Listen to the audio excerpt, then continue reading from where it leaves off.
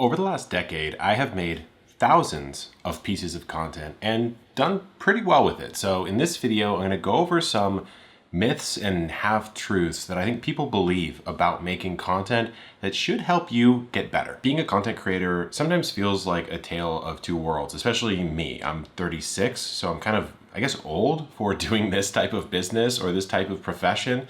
But if you ask someone who's Gen Alpha or Gen Z what they want to be when they grow up, almost all of them these days will say a YouTuber or a TikToker or a creator of some kind. And then when you talk to people who are maybe older than myself, older than maybe their mid-30s, they sort of look down on making content and they think it's an easy job, let's say, or they think that it's not a job, or they think that it's kind of low status. And as usual, I think the kids are onto something and the grown-ups tend to be a little bit out of touch, but both are out of touch in their own way. So is content creation an easy job? I actually think no. I don't think that it's very easy. Now, is it easy to start? It's one of the easiest jobs in the world to start. You don't need any permission. And in that sense, it actually isn't a job. You can just grab a phone and upload something and you're in the game, baby. But to get exceptionally good at it, and I would put myself in the ring as someone who's at least pretty good at it. We have a #1 gardening podcast. We have one of the top trafficked gardening blogs in the world. And we have the biggest gardening YouTube channel. And I think we're also the biggest on Facebook or Instagram as well, one of the two.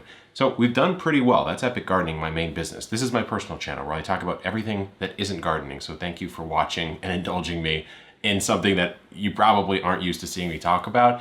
But if you want to get really, really good, it is as hard as any other artistic or creative endeavor, I would say. You have to become obsessed with it, the breadth of skills that you need to know. Just take YouTube, for example. What do you need to know to get started on YouTube? You have to have some familiarity with cameras and gear. Even if you're just using a phone, you have to know how to edit that clip or edit that together. You eventually have to understand how to talk to camera well. I made a whole video on that on this channel you can check out. You have to understand how to organize and structure information and present it in a educational way or an entertaining way. I mean, there's two splits right there. Are you going to be an educator? Are you going to be an entertainer? You're going to be an edutainer. You have to understand thumbnail design. There's so many different unique skill sets that kind of all blend together, which is why at the top of the game, when you talk to YouTubers, it's often not the craziest jump for them to get into other lines of business because they're already a multifaceted talent and they can just apply that talent and shift it in different ways. So I don't think content creation is easy, but I'm definitely not saying it is like a physically taxing hard job like working on an oil field or something like that. I'm not trying to make that comparison. I'm just saying relative to the upper echelon of the career, it is extremely difficult to get to that level. Most creators end up in the so-called middle class or middle tier of creation where you probably make anywhere from $10,000 to $50,000 a year doing it, and a lot of them are trying to give that a go full time. Which if you compare that to the careers maybe they could have had in a more traditional path, they're probably under-earning that path. So let's go to money as a creator. I've got a couple myths on money because there's a lot of wrong thinking about how creators make money. But one of the biggest ones is that people look at the upper echelons and they say, oh, well, like, easy job. We know that's probably not true, but they're also just rich. Like, they're just getting rich easy. They're doing these brand deals. They're making a crazy amount of money. I would say for the majority of creators that I know, it takes a good 2 to 4-ish years before you gain all those skills I just talked about and actually get good enough to even start the machine running to maybe have someone pay you something. I mean, the first brand deal I ever did for Epic Gardening, my main business, was with WD-40. This would have been 2 years after I started my blog and I had a little bit of clout on YouTube. I had like 8,000 subscribers on YouTube maybe back then. And WD-40 paid me $150. I had to work 2 years to figure out how to get good enough at this skill set to have a very big brand pay me $150 to make an entire video.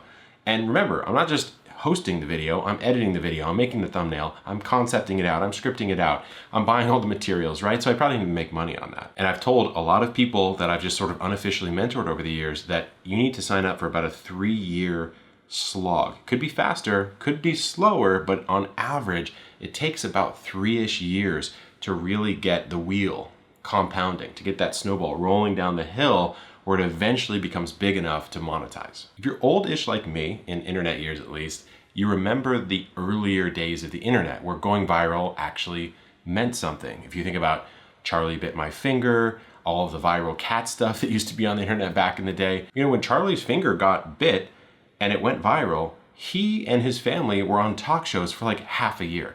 So what we call the half-life of virality was very long back then. Going viral meant that anyone who was using the internet pretty much saw that video. Whereas these days, the pace of the internet is so fast that things that would have gone completely mega viral in the late 90s, early 2000s probably don't even escape their own little microcosm on the internet today. Maybe Charlie Bit My Finger would just be a funny TikTok video with 500,000 likes and you would have scrolled right by it, never thinking another thought. Or if you're watching this video at somewhere around the time that it was released, there was a meme that just came out, or a viral moment, about the super conscious baby. It was this baby who, when asked if they wanted to go to the Four Seasons Orlando, and this is like maybe a 6-month-old, it like raised its hand and it was like, me, like an adult, right? So everyone memed it and they said it's a super conscious baby.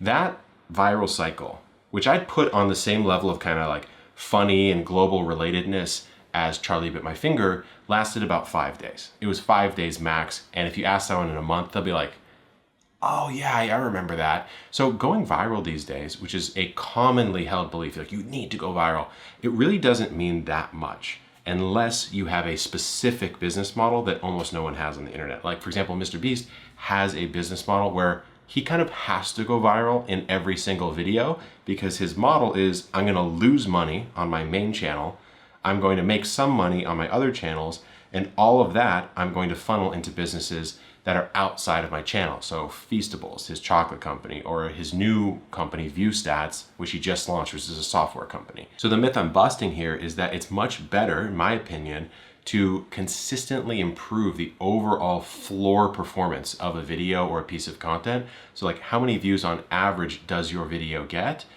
than to try to hit a viral banger every single time. As the YouTube and the creation landscape has grown over time, so have all the different like service providers and gear providers for that industry, because now it is definitely a multi-billion-dollar industry, whereas back in the day, definitely when I was starting, it really wasn't a thing. It wasn't as popular as it is now, at least in the mainstream culture. So up until about a couple videos on even this channel, I was filming on my Samsung phone with no microphone, and I was just editing it on a very simple desktop app. I've since upgraded the camera for maybe a $1,500 investment. So it's definitely not even top of the line, but I can just turn it on and get started. And that is what I value, at least on this channel. I want to be able to turn it on, talk to you, share with you something that I'm thinking, maybe answer some questions that I'm seeing in the comments, and then turn it off and throw it over here and edit it on my computer and get it up really quickly. You don't need perfect gear, because if you think about what makes content good, it isn't how crispy the audio is, although that's important,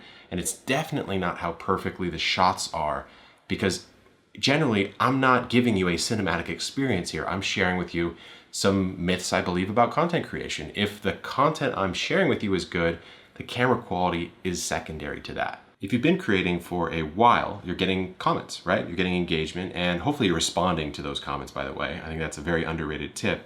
But you might be over-identifying with either the positive or the negative.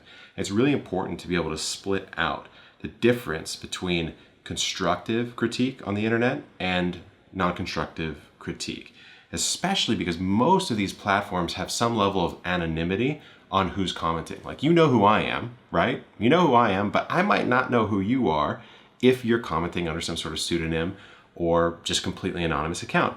So I tend to slightly discount anonymous comments just in general, but if I feel some sort of twinge of like anger or offense that's being taken by what I'm reading, something in me goes like, like that might be, maybe there's something that's actually right about that. Maybe there's something that's actually a good point, right? Sometimes people will comment on the way that I speak, or they'll comment on that I interrupt someone in a video, and I'll go, I don't interrupt someone, what are they talking about? And they go, why am I getting so mad about that? Maybe it's because I secretly know that I do.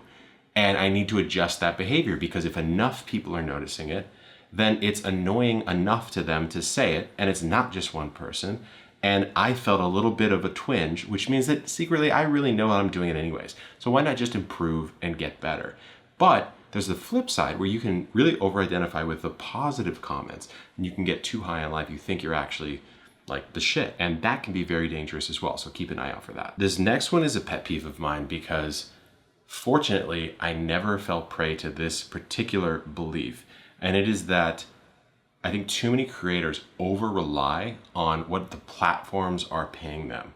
So there's two different ways that they can do this. Number one, if you make money on a blog, you're making AdSense, right? Ad revenue.